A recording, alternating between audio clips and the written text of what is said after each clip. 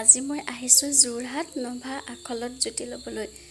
ৰেষ্টুৰেণ্টখনত সোমাই ইমান ভাল লাগিছে নহয়। এয়া আমাৰ থালি অৰ্ডাৰ হৈ গ'ল। কিমান ধুনীয়াকৈ সজাই দিছে।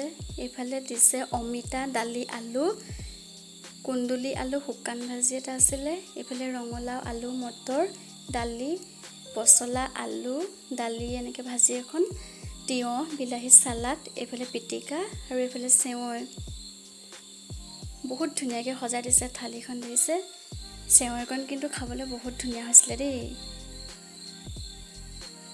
এইফালে লৈছিলোঁ লোকেল চিকেনকণ খাই কিন্তু ইমান বহুত বেছি ভাল লাগিলে নহয়। এইফালে আমাৰ মাম্বা আৰু জিও এইফালে পিকুবা খাবলৈ লাগিছে। এইফালে ভিন্দু খাই আছে। আমাৰ নাংচেংজনী ক'ত গ'ল জানো, ঘূৰিয়ে ফুৰিছে। ৰেষ্টুৰেণ্টখন দেখি মানে তাই ঘূৰিয়ে ফুৰিছে ইফালে সিফালে।